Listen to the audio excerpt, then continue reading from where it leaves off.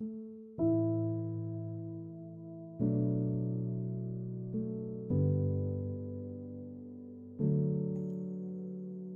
find solace in words. Whether it's mine or yours, it does not matter. Yesterday, today, tomorrow. I stand watch as the scenery, the date, the people, the noise, all changes with no reason, just life. Yesterday, I smelt the rankness of the dark alley as you seek the thief who's ridden someone else of their life. The life of your wife and child, perhaps? Is this where the desperation comes from? Or was it guilt? Knowing your actions has startled the butterfly straight into the hearts of your dear Angela and Charlotte. Your charlatan ways will not save you from your mistakes. Good luck trying, though. Today, I felt the sea breeze on my skin, water stretching across the horizon, bustle of people mingling in the background, the oblivious and the greedy rich as usual. Meanwhile, the eagle loosely trails behind, the bloodlust palpable in the air, and we sail to a new tomorrow.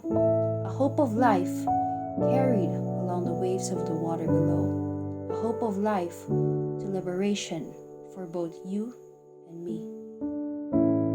Tomorrow I will await the next step you'll take. Do you take the other's hand or do you venture out alone? What sustains you? Love?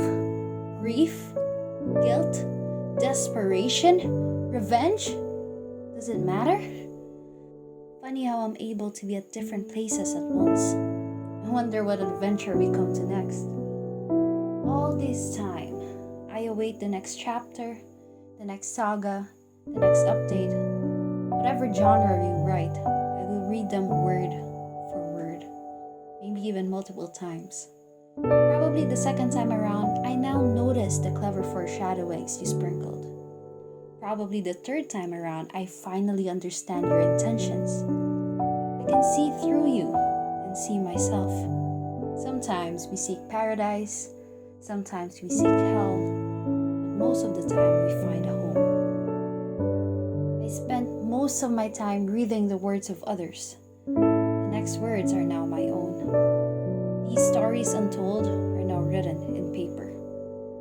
It smells like death in here. But you're wrong.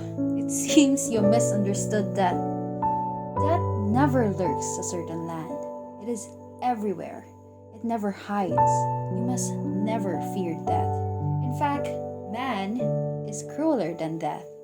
It is never a rotting essence. Death is meant as an offering of peace, an offering of salvation. He does not take what was never given to him. He does not take the property of others, your life. That will come once you've laid your soul bare into his open arms. I did welcome death, just not today. Good thing I had the internet, huh? I found solace in words. Whether it's mine or yours, it does not matter. I find comfort in words. See you in the next chapter. This is my attempt of a free verse gone bad exhibiting the love of written literature and the internet. Maybe unappreciated, but much of the poems, blog posts, fan fictions, and short stories, and many more creations of anonymous people soothes my heart and soul. This poem is better out explained as it's portrayed such personal and specific experiences in my life. Specifically, the second and third quote-unquote stanzas. The second stanza described the agony of a character in one of my favorite crime series, The Mentalist.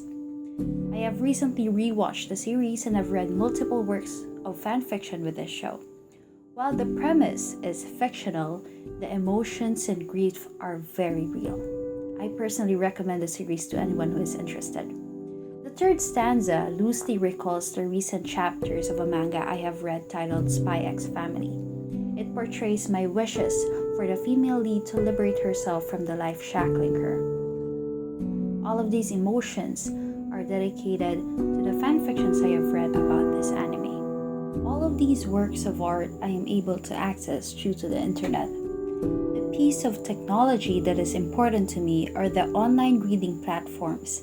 enabling writers and readers alike to share stories, character studies, and fascinating pieces of creations in the internet.